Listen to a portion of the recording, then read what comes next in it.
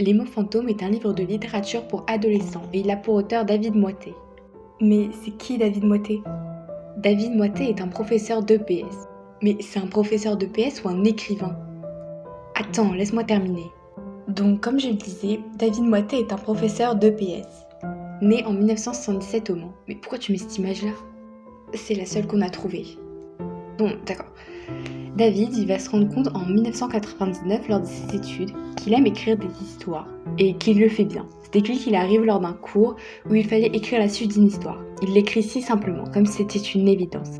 David, à ce moment, il comprend qu'il est doué pour écrire des histoires. Alors, il commence directement sa carrière avec un roman, Apoptose, mais il trouve pas d'éditeur. Alors, il va mettre plusieurs années avant de le publier en 2010 aux éditions des Nouveaux Auteurs. Après ce premier roman, qui a reçu le coup de cœur du jury du prix VSD du Polar 2010, David Moité il ne s'arrête pas. Il publie encore d'autres livres tels que Piège boréal, Le Passage des ombres, la trilogie Les Mondes de l'Alliance et en 2014, il consacre sa vie à l'écriture. David Moité est maintenant un auteur accompli, avec de nombreuses récompenses comme le prix Polar du meilleur roman jeunesse de Cognac 2018, le prix Imaginal en 2023 et déjà 2 prix Les Incorruptibles en 2020 et 2022. David est un auteur très proche de son public et qui se déplace souvent dans les écoles ou collèges, facilité par le fait qu'il était professeur d'EPS par le passé. Et du coup, l'histoire, elle parle de quoi? Justement, j'allais y venir. C'est l'histoire d'Elliot, un lycéen qui vient de perdre sa mère. L'enquête a rapidement été classée avec pour réponse un suicide de la mère d'Elliot, mais celui-ci est persuadé qu'il ne s'agit pas de ça. En parallèle, Lila, lycéenne dans le même lycée qu'Elliot, a quant à elle d'étranges hallucinations depuis son plus jeune âge. Ensemble, ils vont mener leur enquête sur la mort de la mère d'Elliot. À la fin, ils en seront changés, en bien ou en mal, à vous de le découvrir. Je vais vous lire maintenant un passage au début du livre. Lila et son amie Sarah sont dans l'un des couloirs du lycée et Sarah est en train de recopier la rédaction de français de Lila. On se les pèle ici, enchaîne Sarah, sans pour autant cesser de recopier le résumé pour le cours de français. Qui est le blaireau qui a oublié de fermer la porte d'entrée? Lila ne répond pas. Son cœur s'emballe. Elle ne connaît que trop bien cette étrange sensation qui l'étreint. Elle ne ressent plus pas seulement le froid, il l'entoure littéralement, enveloppe chacun de ses mots. Elle expire doucement. Un petit nuage de condensation sort de sa bouche. Elle se met à trembler. Non, non, non et non, reste-t-elle intérieurement.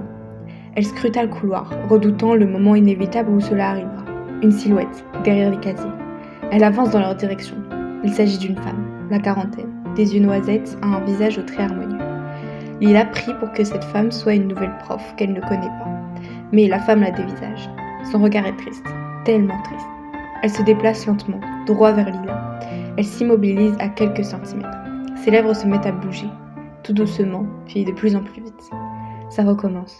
Lila ferme les yeux, se concentre. Ce n'est pas réel, ce n'est pas réel, se répète-t-elle en boucle. Après de longues secondes, elle rouvre les paupières. La femme est toujours là. Elle s'agite, semble impatiente. Lila perçoit une voix au loin. Ça va? C'est Sarah qui prend de ses nouvelles.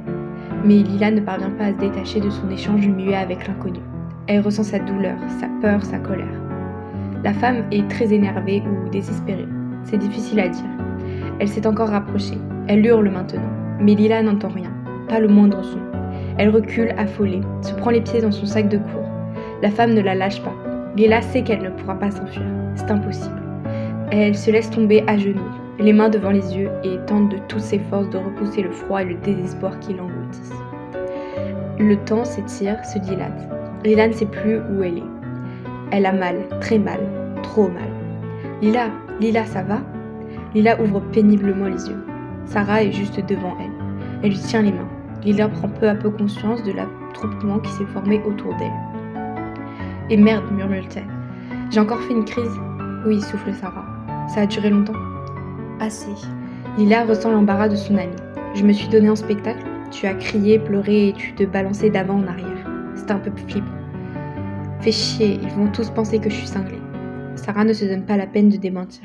J'ai appelé ta mère, dit-elle. La crise a duré un certain temps. Je ne sais pas si j'ai bien fait. Elle a dit qu'elle arrivait. Oh, ça a l'air bien. T'en as pensé quoi, toi? Moi, j'ai beaucoup aimé ce livre, car il y règne une atmosphère très réelle malgré le fantastique très présent.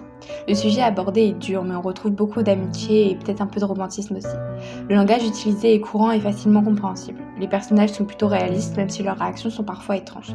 Il y a 3 points de vue principaux dans ce livre, même si le dernier arrive plus tardivement que les autres, que je l'aime beaucoup moins et que j'ai eu du mal à comprendre pourquoi il arrivait. L'histoire des 2 autres personnages est tellement captivante qu'on aimerait passer les chapitres du 3e.